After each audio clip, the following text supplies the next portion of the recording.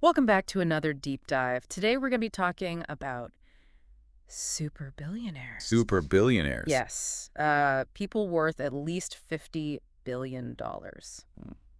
That's a lot of money. A lot. It's fascinating how much wealth has concentrated at the very, very top. So 50 billion, why 50 billion? What makes that number so special? Well, back in 1987, the world's richest person was worth $20 billion. Okay. Today, Elon Musk is worth over $400 billion. Wow. That's over 2 million times what the average American household has. So in just a few decades, we've seen this massive rise of super billionaires. Right. Is this a tech revolution or a wealth revolution or something else entirely? I think it's a little bit of both, honestly. Back in the day, fortunes were built over generations, things like oil, steel, railroads, industries with physical limitations. Right. Now with tech, businesses can scale at warp speed. That's true. It makes the old school tycoons like Rockefeller or Carnegie look almost quaint. Right, like their empires took generations to build. Exactly. And that brings us to another key shift, the transition from old money to new money. Today's list of the ultra-wealthy is dominated by self-made billionaires. Exactly. It's not so much about inherited wealth anymore. So it seems like these fortunes are built almost overnight compared to the past. But do you think this tech-driven wealth is as stable as those older asset-based fortunes? That's the thing, it's incredibly volatile. I mean, look at Bezos, Zuckerberg, even NVIDIA's Jensen Huang. Their fortunes have swung by tens of billions in a single year. Really? Oh yeah, it's all tied to stock prices and the whims of investors. So it's a tech revolution, a wealth revolution, and a volatility revolution all rolled into one. According to Altrada, as of early February 2025, there were 24 super billionaires globally. 24. That's not a lot of people. But think about this.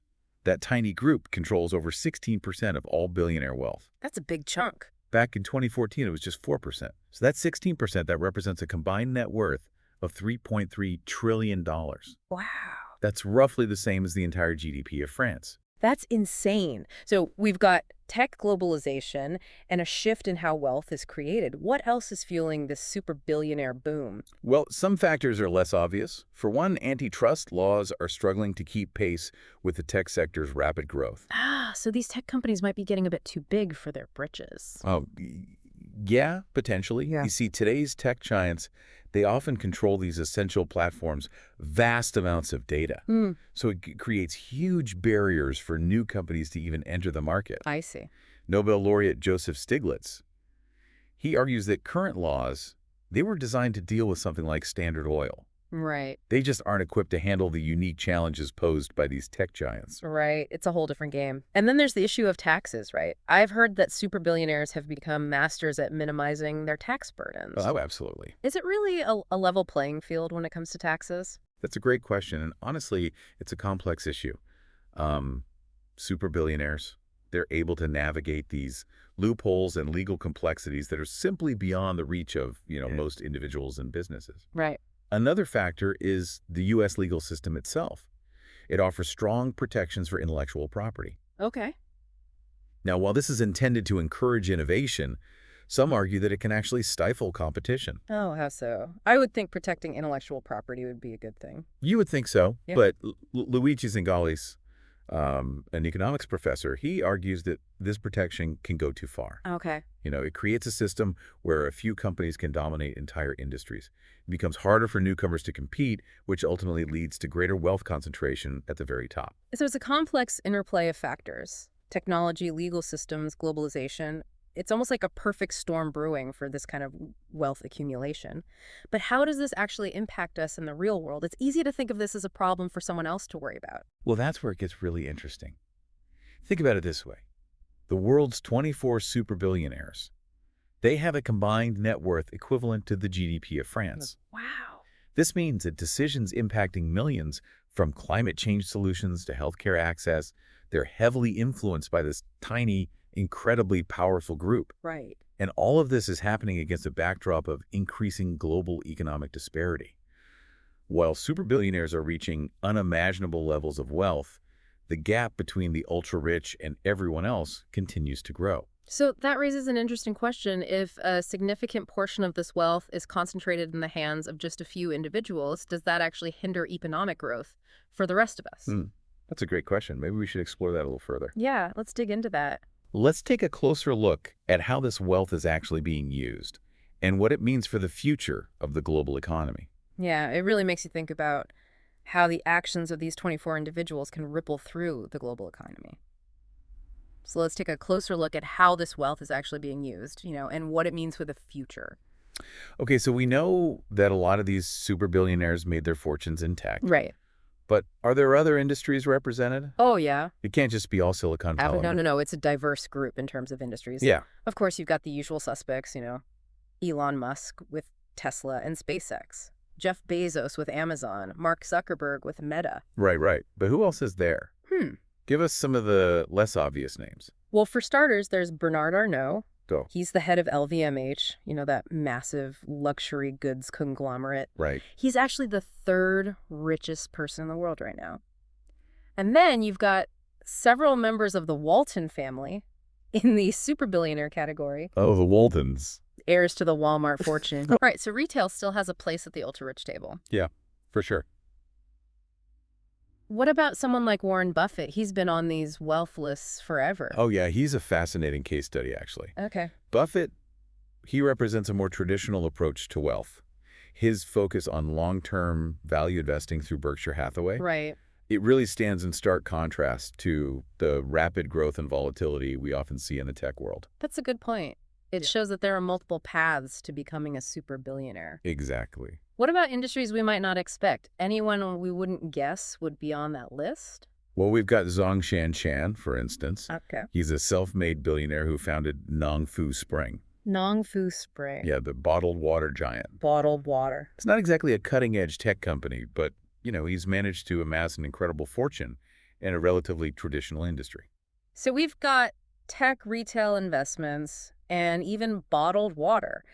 It's mind-blowing to think about the scale of these fortunes and the influence that comes with them. And that's a crucial point to consider. We're not just talking about, financial power here. These super billionaires, they have the potential to influence policy, shape media narratives, even impact the direction of entire industries. Yeah, they're almost like modern-day monarchs, Right. wielding power in ways we haven't seen since the days of, the robber barons. That's a powerful analogy. And those figures from the past, the impact of super billionaires can be both positive and negative. Right.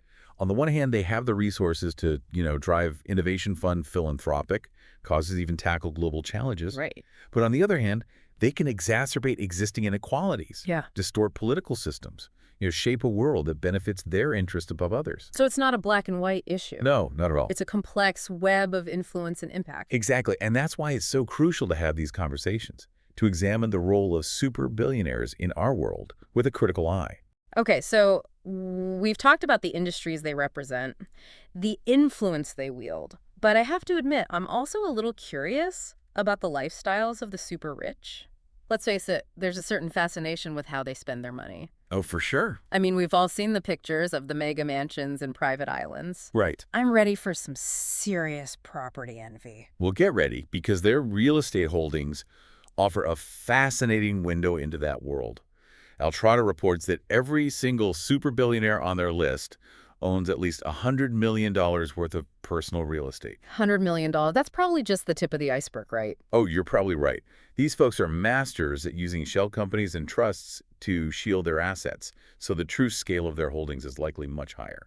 Okay, so we know it's a lot of money, but what does it actually look like? What are they buying with all this wealth? We're talking about a global portfolio of luxury properties, from sprawling estates to private islands. Think super tall luxury towers in Manhattan, 9-figure home sales in Miami and LA, private compounds like Mark Zuckerberg's massive estate in Lake Tahoe. So it sounds like a far cry from the way the old money families lived. Oh yeah, definitely. Even the Vanderbilts and the Rockefellers, with all their wealth, didn't have access to this kind of global reach and extravagance. Absolutely. It really highlights how technology has not only transformed wealth creation, but also how that wealth is expressed and experienced in today's world. So it's not just about the money itself, it's about the access and opportunities that money can unlock in the 21st century. Exactly. And that brings up some really important questions. How does this concentration of wealth at the top influence our cities, our economies, even our cultural values? It feels like we've only just scratched the surface of this topic. Yeah, we have. There's so much to unpack here. You're right, and there's one more crucial aspect of the super billionaire phenomenon that we need to explore the implications for the future of wealth distribution and economic power. It's wild to think about these super billionaires owning property all over the world. Yeah. It's like their own personal monopoly board. But I'm curious, Uh, are their real estate choices just about showing off their wealth? hmm. Or is there more to it? I think it's a bit of both, Mhm. honestly. I mean, these properties are definitely status symbols, right? Right. But they can also offer insights into their personalities and priorities. For example, Mark Zuckerberg's $59 million Lake Tahoe compound Oh. with its two massive estates Yeah. that speaks volumes about his desire for privacy and control.